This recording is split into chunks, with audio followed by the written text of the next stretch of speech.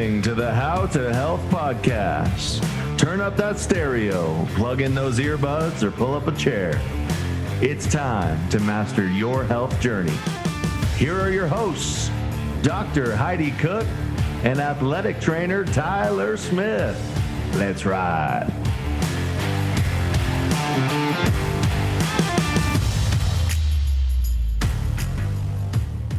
Howdy ho. How's the morning going for you? Excellent. Excellent. Woken up, had a protein bar, got a workout in, got ready. Now we're here. I too got a workout in this morning. I have a very infrequent day off of work today that I scheduled myself. So we're got kind of a leisurely morning, which is kind of nice. Excellent. Care to share with the crowd?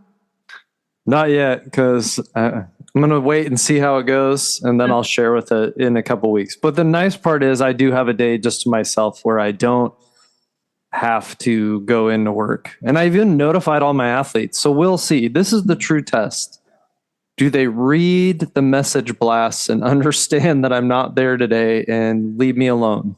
I'm going to say that 70% yes, 30% no. Yeah, there's definitely going to be at least a couple that will just, I didn't know, I forgot, or just don't read any of the messages you send them. So they'll just walk into the training room expecting to see your smiling face. Yeah. It's also interesting how they're always like, I didn't know. And I question that because you have your phone on you at all times. You never set it down. And at some point you got a notification or an email. They'll be like, well, I didn't check my email. And I was like, well, that's it's one of the only ways I can get a hold of you. So we're going to need you to be a little bit more diligent on that process. Front. Well, fun. I'm glad you get a nice little day to yourself. What a treat. Yeah, it'll be nice. I have a very busy day because we leave tomorrow. So these are my moments of peace before I start running around with like a chicken with my head cut off. I mean, I would feel super bad for you, but you're going to Hawaii, so I don't feel as bad as I. Yeah, no, I'm not looking for sympathy. It's going to be great. But today is just a crazy day. But yes, going to Hawaii. Going to Hawaii. Maui, one of my favorites.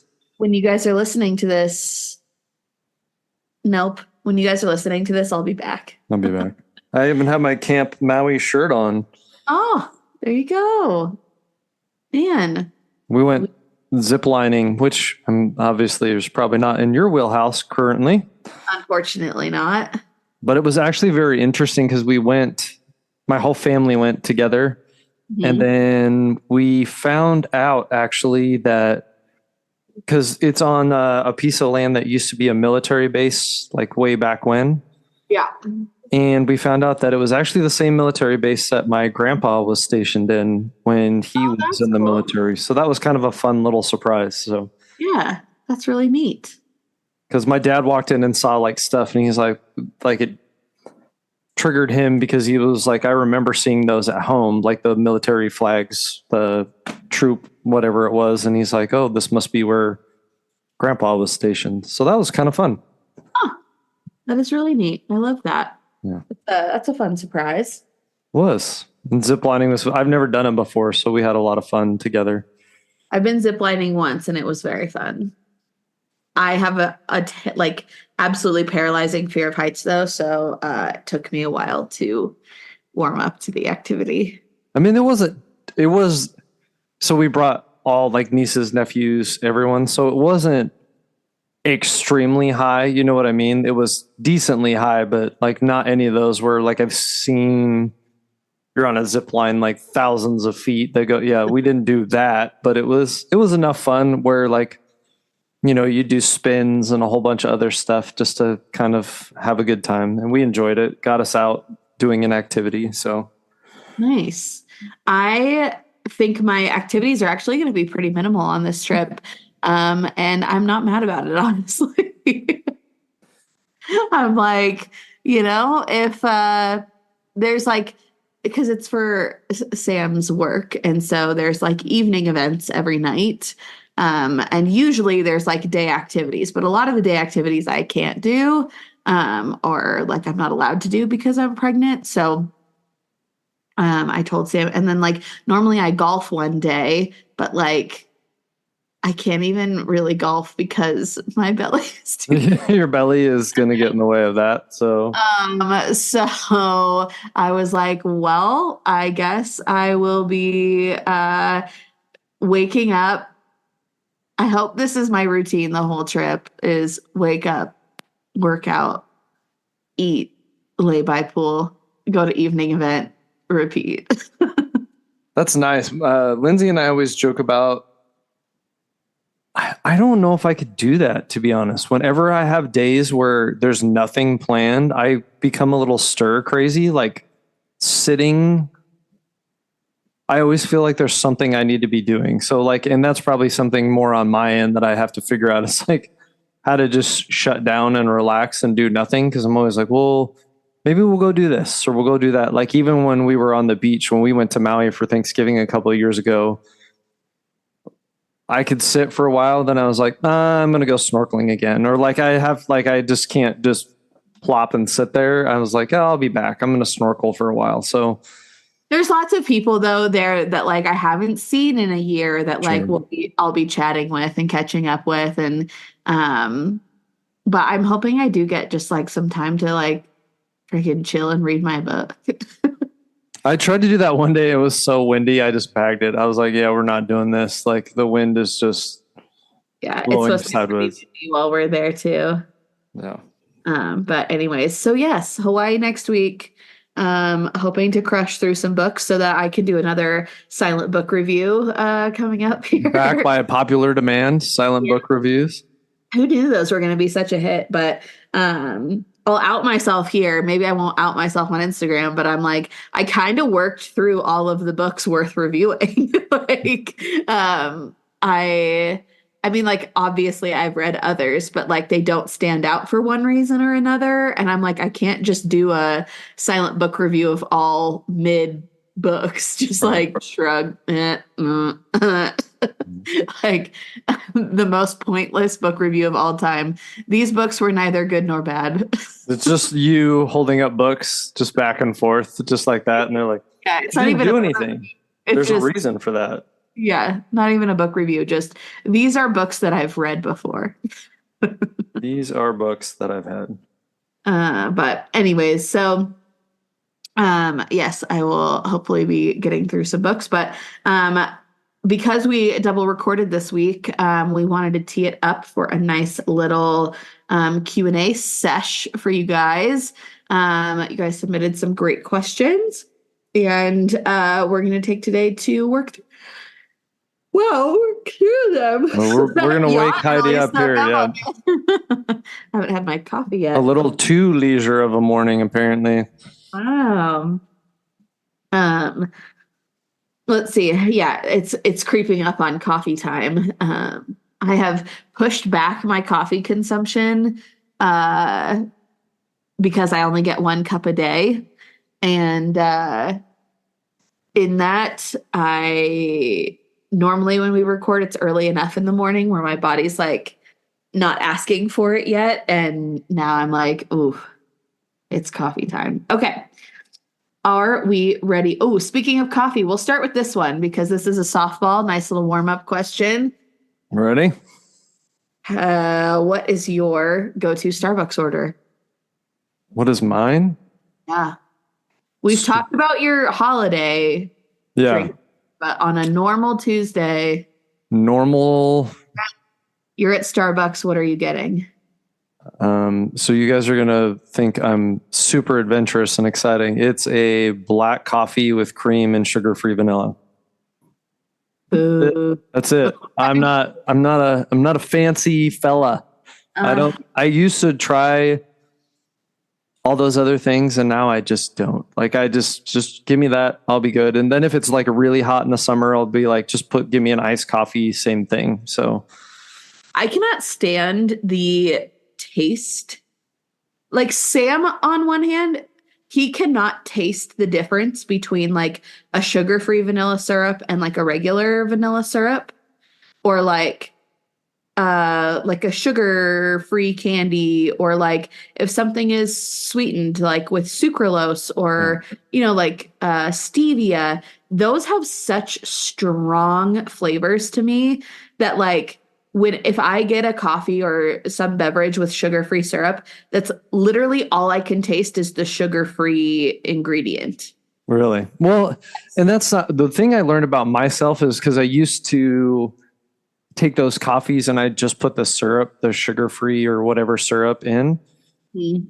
But if I don't, it makes sense, but it took me a while to figure out. Like, if I don't have some sort of like cream or fat in there, I don't feel good. Like, it gets me it just gets me, like, I just feel off, and I don't know why, but if I put cream in it, it's fine. Like, it's just, but I'm also, I don't know. I found Chobani's cream for home, and like nothing really compares to that. So I kind of just try to take that wherever I go. Love Chobani creamer. Yeah. So good. I even have some right now. French toast, if you will. Wow. I am very jealous. I've got a couple. So like, I've got my holiday order. I have my fall order, right? Like, we've gone over those before. If you are unaware, everybody freaks out about the pumpkin cream cold brew when it comes out in the fall. I'm going to turn you guys on to something else that is equally as delicious, far cheaper, and I think tastes way better than the cold brew. And that's a double shot of espresso over ice with a splash of oat milk and the pumpkin cream cold foam on top. You're welcome. You're welcome. I didn't even know that was an option. I don't know any of those things. I wish I knew probably more, because I would be more adventurous, but I'm also a little intimidated at Starbucks because I don't know how to like order all those fancy things. Also, another pro tip, if you're nervous or scared, like I've talked to people be like, well, I get, nervous being one of those guys being like, can I have this, but without this and this without that? In my brain, I'm like, if I'm paying $6 for a coffee, it better be exactly what I want. You know what I mean? Like, so I have no qualms, but if you have qualms giving a CVS long receipt of requests for your Starbucks order, you can customize your drinks in the app. There you go. You don't have to talk to anybody. Talk to no humans and just walk up, grab it, and go. Yes. Okay, so that's my fall order.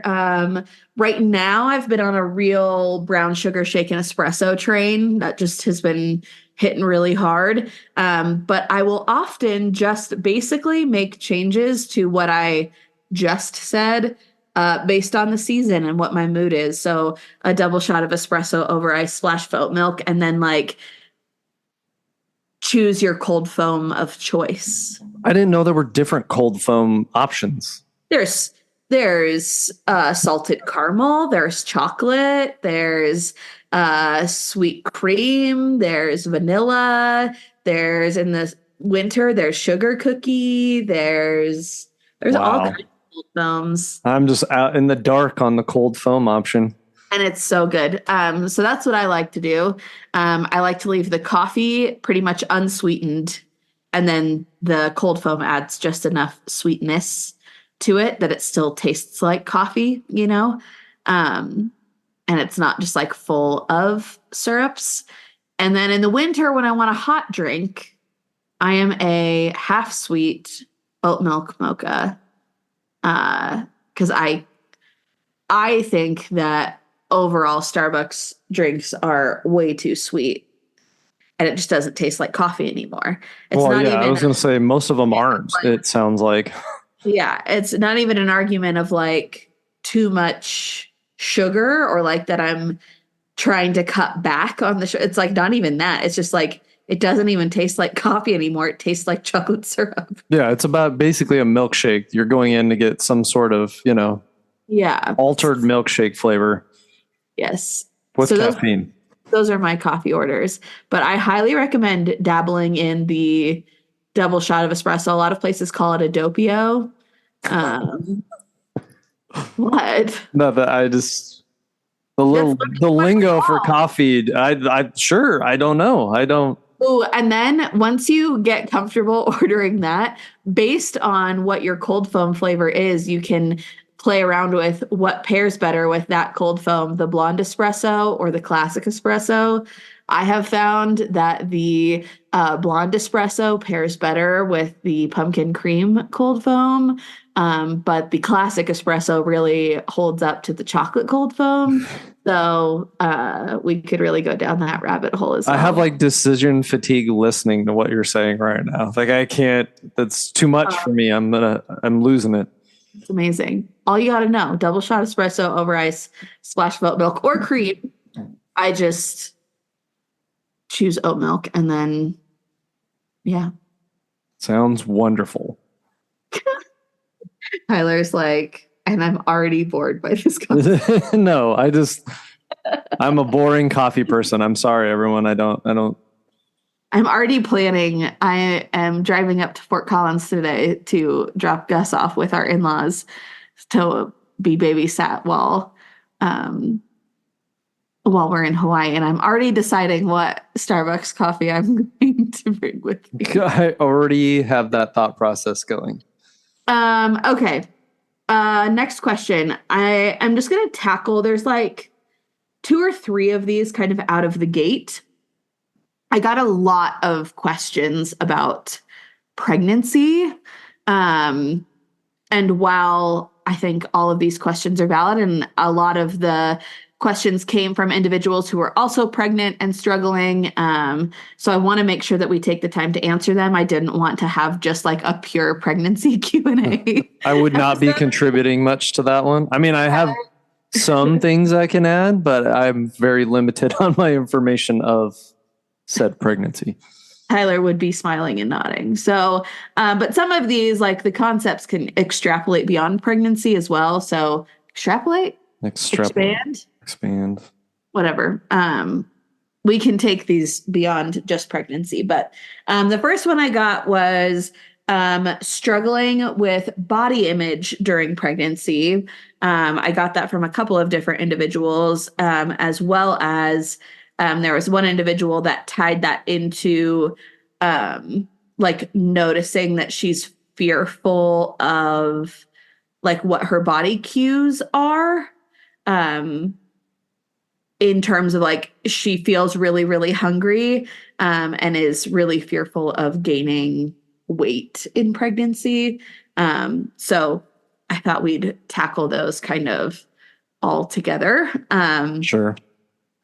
The body image question, like that's a tough one. Everybody has a different background, right? Like truthfully, I feel like I have done so much work in this space that this transition, while not easy in that, like, you know, I don't want to portray the impression that I haven't had a single negative thought about my body or, you know, anything like that. I think the upfront work that I've done and my work in this space overall has helped made it an easier, right, like transition, because I have a lot of tools to call upon during this time. But also, right, I have you know, a history of disordered eating and exercise and all of those things. And sometimes those thoughts get, you know, brought back to the forefront as I see my body shift and change. And it's just crazy, like how fast it happens. Like there's really no other time in your life where your body is going to go through such a drastic shift so quickly. Sure. Right? Like even if we're talking about like just generalized weight gain, typically it's not happening that fast. And I'm not saying never, but like typically, right? Yeah. It's over the course of, you know, years, right, that we notice this shift or change happen. And this, you know, huge shifts are happening over the course of months. So it is wild. It is a mind trip and a half. But in that same breath, like figuring out what it is, right, that you're struggling with. For me, I think I struggle more with the like physical limitations that I feel, or just like adjustments that I've had to make versus the physical appearance itself. I think a lot of people will often struggle with their, overall growing body and like just having more attention on their body. More than ever, I think that was a new thing for me as well, was just like, all of a sudden being pregnant just like opens the door to open commentary on your body. So interesting in a way. And I've really embraced it in a lot of ways. Like let me preface this with friends and family. I really don't give a shit about friends and family, like coming up and rubbing my belly and whatever. I'm like, hell yeah, get in there. But like, I've also heard, horror stories of like people walking through Costco and strangers coming up and rubbing their belly. And I'd be like, fuck no, get your hands off of me. But like the overall commentary, just like dialogue, if you're not in a space where like you can receive that amount of attention on your body, I could see how that would be really challenging. And so with that, right, just like any other practice where we're learning to make peace with our body, the top kind of two tools that I would suggest or kind of push you towards is this concept of neutral thinking, right? We don't have to love and celebrate literally every single thing that's going on with our body. I think that's like a pressure that's put on pregnant women a lot of times of like, well, you have to be so grateful. And it's like, really, Susan, do I have to be grateful for the back knee that I have because of this pregnancy? I am breaking out like a 13-year-old boy. Do I really need to celebrate that? Or can I just make my peace with that and I can coexist with it, right? Like, don't need to beat myself up over it.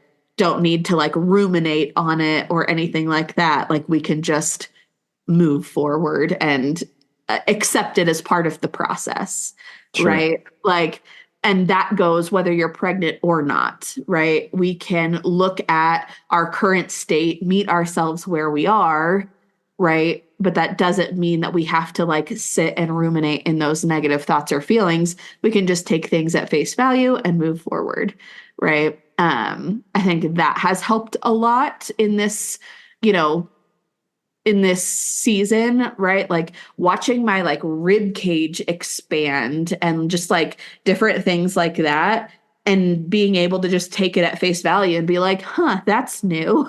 That's a fun little caveat.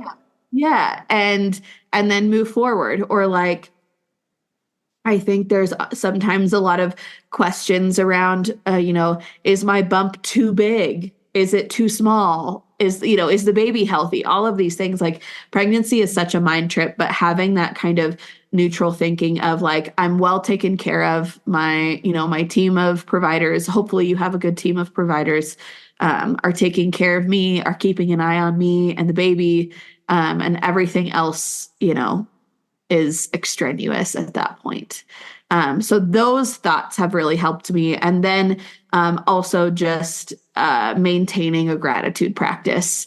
And if you're really struggling with your body image during pregnancy, shifting that gratitude practice onto specifically your body and all of the things that it is doing to help support you as you are growing a human, but then also all of the things it's doing to help you grow that human as well.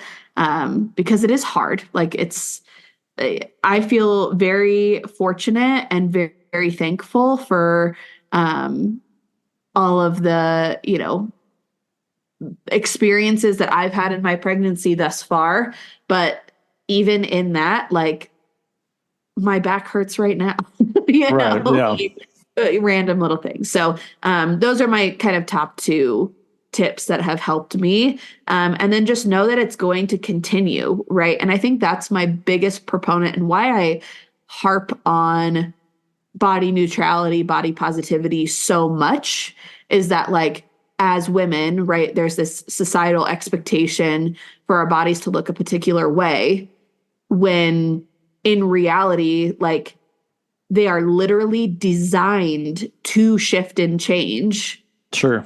Right? Like that, like they're literally made to shift and change and create life and all of these things.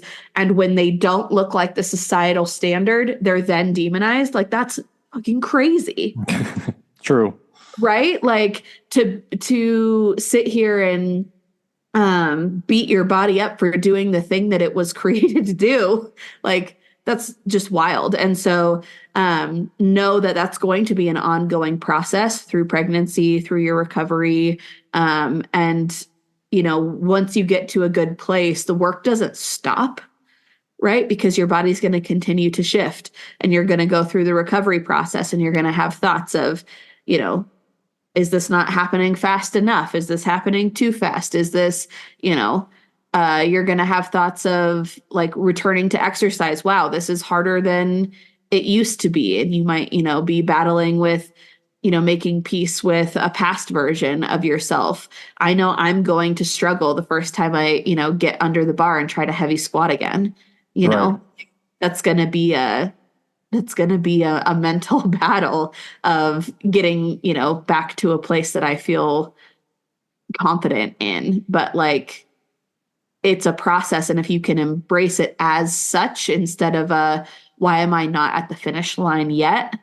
I think that can just help ease the mental load that you feel as you navigate it. Yeah. I mean, the understanding, like you were saying, of neutrality, or that two things can exist at the same time. And that doesn't like make one right or wrong, or your thought process either way, good or bad. Like, yes, you can be appreciative of what your body is going through. That is a truth. Like, we should celebrate that. It is a season of life. It is not an end all be all. You know what I mean? You're, in theory, like however long the process takes outside of the 9 months is just what we're going through. But also there's also truth in, I'm uncomfortable. This hurts. Like you said, I'm got acne, my back hurts, like all that's still a truth too. And understanding and recognizing that these two things can be true at the same time, that doesn't not validate either one. And you can have those thoughts, but like giving yourself grace and understanding that this is, like you said, this is what your body is meant to do. And the ability to, you know, like give yourself freedom to be like, yeah, this is great, but this also kind of sucks on this end. And like, that's not a bad thing. You shouldn't, like, if you're in like a lot, you know, I've had some coworkers' wives that are like, my back just kills me every morning. And it should not that she's not happy for her pregnancy and all that, but like, that's a truth for her too. And like, where I'm not going to tell her like, well, you shouldn't complain because you're pregnant. So like, that doesn't make any sense. Also, the side note, like, I just have to say something. I don't think I've ever walked up to a pregnant lady ever. Like my sister-in-law, and touched their belly ever in my life. Like, why is that a thing other than like if they're kicking and they're like, hey, do you want to feel? Sure. But like why is that a thing? Like, who just says like, yeah, I really got to touch this belly. Let's do this. Like, I don't understand that. I will say well, let me preface this. I've only ever done this to people that I'm very close with. But like, I couldn't imagine doing it to somebody that I wasn't close with. I just don't understand the impulse for it. Like, just to walk, like, why? Like, maybe I have more like bubble than other people. I was like, I wouldn't want someone coming up touching me. So like, I will say nice things like excited for you, happy for you, but I won't be like, go over, put my hand on someone's belly and be like, you have a miracle inside. Like, that doesn't, boundaries, like that doesn't make any sense to me at all. The number of times I've like said to my sister or sister-in-law or my friend Linda, like, get over here, bring me that belly. From it. But like, again, that's a very different circumstance than like somebody random or somebody that I'm not. If I wouldn't say, get over here and bring me that belly, then I'm probably not rubbing your belly. Yeah. But the overall, I can't remember who I was talking to about this, but like I had two instances like back to back, where I was just like, why is it open season on like nobody has ever commented about my body ever before, right? Like Right. Yeah. literally ever. And like nobody has been like, oh, sick butt, or like, oh, you have a big butt, you're gonna have, I bet you can squat a lot. Like nobody says that, but like I was in Laguna and a gal was like, how much longer do you have? And I was like, oh, 3 more months or whatever. And she was like, oh, you're gonna have a big baby then. And I was like, bitch, like Sam almost spit his coffee out. And I was just like so taken aback. Like I didn't have like a quick response. I literally just said, huh. Like, that was my response. Was like, huh, All right. that's what we're going with, huh? I'm not sure what we're taking from that, but okay. Yeah. I was like, what the hell? So anyways, that was one. And then the second one wasn't a commentary on my body, but it was just like, name something a pregnant person least needs to hear. And it was at the checkout line at Costco. And I was like clearly pregnant, and I was buying like diapers and wipes because we wanted to like stock the Sure. And she was like, oh, and there was a gal like assisting the main clerk. And the gal assisting was like, oh, is this for your baby? And I was like, yeah. And she was like, oh, how far along are you? Whatever. And I told her, and the clerk goes, yeah, I had my kids and, been there, done that, wouldn't ever do it again. And I was just like, huh. And the gal who was like assisting her just looked mortified. Like, why would you say and she tried to like recover for this other lady, and she was like stumbling through. She was like, she's like, I just have crazy baby fever. I can't wait for that season of my life. Blah, blah, blah, blah. Okay, have a nice day. Okay, see you, bye. I was then like, you turn around like, what was that? I literally was like, almost said like, I'm sorry. It was like motherhood was so horrible for you. like even if you didn't enjoy motherhood, I'm not saying anybody has to enjoy that experience, right? Like everybody has their own opinion and is entitled to feel however they feel. But like clearly no take backs. Right? Yeah, exactly. Clearly, you knew what was happening. That point of that being helpful advice for me. Yeah, we're on this train is only moving in one direction here, ma'am, and there's no way out of it. Yeah. So that was interesting. So that's just been like a very strange adjustment to make. Sure. And I posted that on my story, and the number of responses that I got from other women who were like told me their stories of like stupid shit strangers said to them was ridiculous. Okay, I'm going to quickly shift this into exercise adjustments I have made in pregnancy. I'll keep this one brief because everybody's experiences are different and everybody's coming from a different starting point. I think the main takeaway here, or the main advice I would give, is to listen to your body. But I have had to call upon, I hate to use the word discipline, as in like forcing myself to do something. I have had to call upon my discipline more in this season of my life than probably ever before, just because it would be so easy to be like, F it, I'm tired, I'm pregnant, I'm not doing that, right? Like, sure, that is a very easy out. However, I have noticed a few things in my consistency with exercise, and I have been like hyper diligent in my exercise routine during pregnancy for 2 reasons. A, it's going to help the birthing process.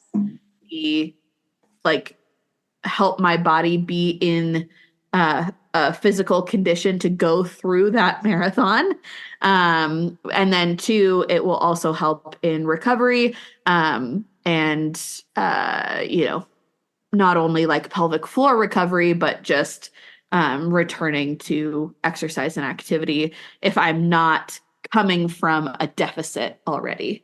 So those are the two main things. But back to kind of the routine and calling upon discipline and being pretty diligent about making sure that I am getting not only movement every day, but like pretty specific movement every day, because as we were talking earlier about like those little aches and pains and my back hurts here, my SI joint hurts here, or this or that, like as your body shifts, there are things that you can do to support it throughout your pregnancy. And I have to chalk up the majority of how I am feeling. Like I said, little aches and pains here and there, but I don't feel, debilitated or anything. Granted, I have just entered my third trimester, and that is the hardest when it comes to mobility and, how you're feeling within your body. But so I might be eating my words here in a couple of months. Stay tuned. But overall, staying physically active, getting cardiovascular activity, but then also making sure that I'm really taking the time to participate in things like yoga and very specific strengthening activities to support where my body needs additional support. Pelvic floor, hip girdle, like all of that, all of those different areas, deep core, that has been the adjustment that I have made, so exercise has just become the purpose that it's serving has become a lot more specific in terms of, I noticed like when I was in Idaho this weekend, I got little to no specific exercise in outside of just like generalized movement. I did some like short little, yoga flows like out of desperation, here and there. But anyways, I think transitioning it, allowing yourself to modify, allowing yourself to, modify the intensity or the mode of what you're doing, but then maintaining consistency and making sure that you're utilizing your time in a way that's productive to supporting your body's needs at the time. Yeah. Well, and I was going to incorporate two things because you did say, the one person that was concerned about weight gain had mentioned the only thing, like I have not gone through this, so I will preface it by saying, like, I'm just going to give general advice that I would give anyone else, which is if you start at least with like whole foods type stuff, like, what I mean, like fruits, vegetables, that sort of stuff, that's always a good way to like, and it may not sound good to you. So you may be like, no, I'm not eating that shit. Like I'm pregnant. I'm going to eat what I want, in which case more power to you. But that's always a good way to like just control your hunger cues is by starting with those. And then for fitness, like exactly what you said, it's modification. It's what do you feel like you can do? What is your body like allowing you to do? And with two caveats, like one, you said absolutely consistency is going to be your best friend here. And then two, usually all things being equal, the stronger, more mobile you are going into it, the easier that the whole thing will be. So just trying to remember, like, even on the days, like if you can do it and it doesn't sound amazing, it will benefit you a lot in the long run by just staying consistent. Yeah, totally. And the the like Whole Foods thing, it's interesting. Like I'm a big proponent of like tuning into your body and listening to your body. It's very interesting to see how much my body, like my pregnancy cravings have been like fruit, Sure, and yeah. also, yes, like freaking sour candy. Like I could have a bag of sour candy right now, but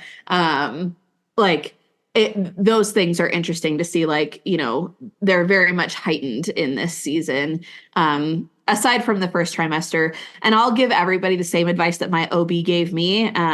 This is not medical advice. You should always listen to your own OB, but she basically was like, first trimester is survival mode. However you can get calories in is like, she was like, is A-okay with me. And if we're still struggling with it, we can turn more focus onto it in like the second, and third trimesters. But she was like, I have faith that it's going to kind of, self-regulate once you get out of this first trimester. Because I was like, is it bad that like all I've eaten for 3 days straight is buttered toast? Well, I mean, yeah, that's where I'm like, what? I'm not here to say otherwise. So, but then coming out of that, right? Like,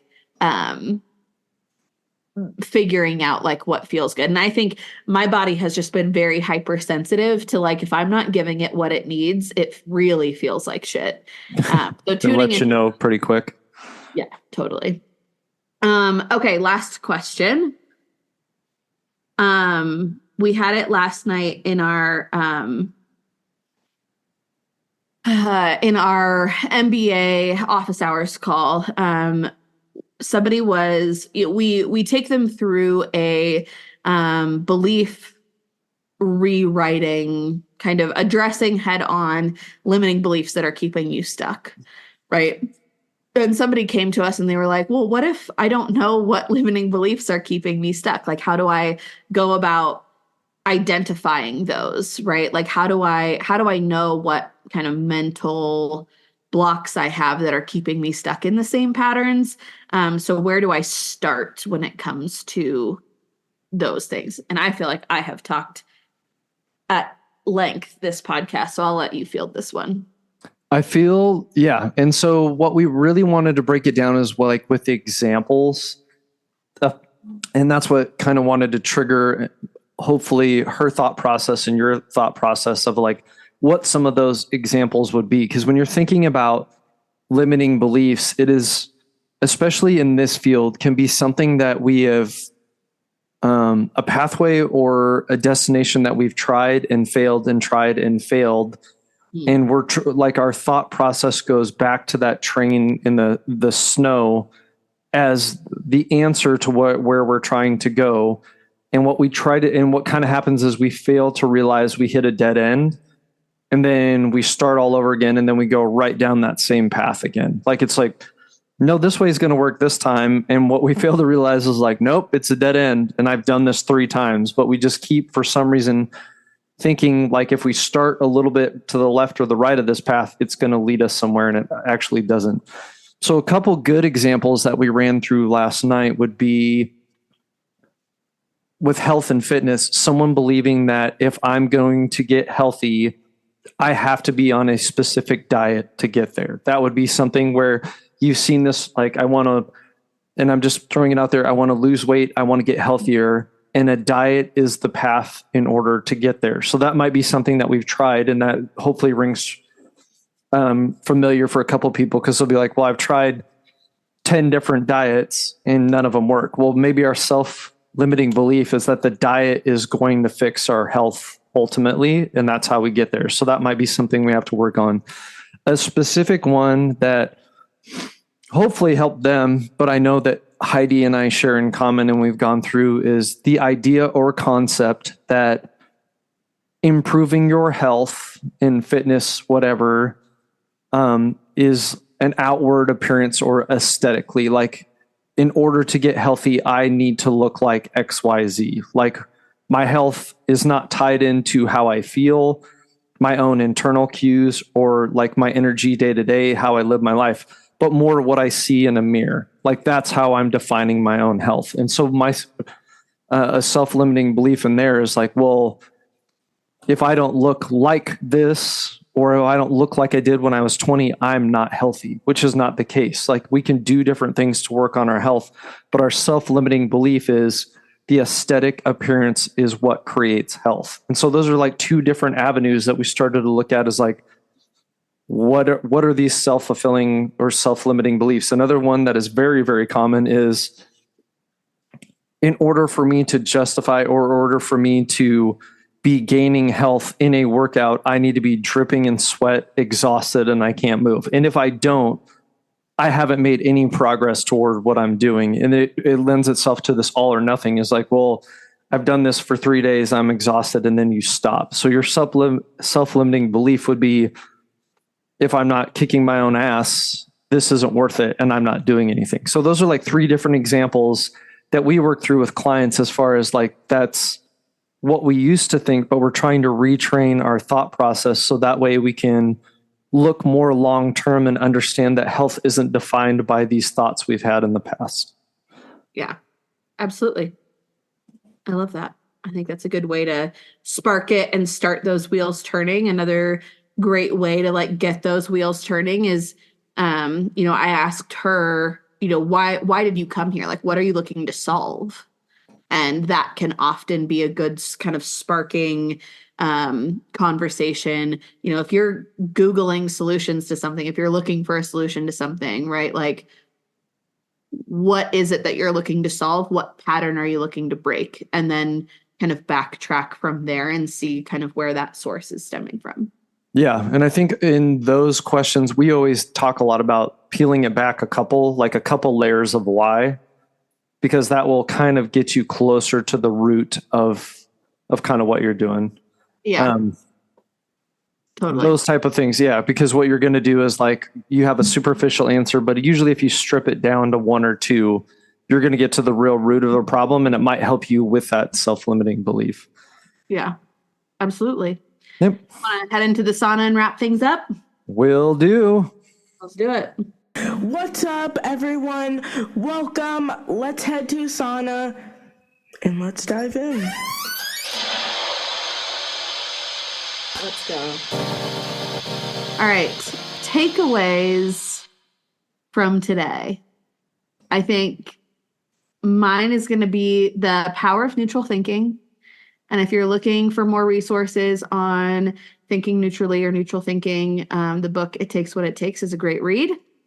And 2, I think the other thing is like getting into areas where you're opening yourself up to feedback, right? Whatever that looks like can be really helpful, right? Whether it's looking to identify your limiting beliefs, whether it's, identifying particular patterns, whether it's coming up with solutions for different things. I think that's another just kind of common theme, common thread throughout the questions from today that can be really helpful. So whether that's submitting questions here so that you can receive feedback, or getting yourself in a room with individuals or a community where you can have these open discussions. Yeah, I think the things that rang from the questions today were understanding that, like you said, in neutrality, or that multiple things can be true at one time. And I think sometimes we put ourselves in a box thinking that there's only one truth and 2 things can't be coexist. Mm-hmm. There's a lot of things that coexist for us every single day. We just have to, I want to say, take a little bit more time to understand those and give ourselves some grace. And then the second one is definitely, I feel like every time we have these question and answers, hopefully we help people. So just submit and ask questions, because if you have a question, I guarantee you there's at least 10 other people that are thinking the same thing. And it's always fun for us to interact with everyone and try to solve specific problems. We usually shotgun approach, try to cover a lot of stuff, but it's also fun to like kind of hone in and help you guys as much as we can. Absolutely. Hope you guys have a great week, and we'll see you guys next time. Thanks for listening. We'll see you next week.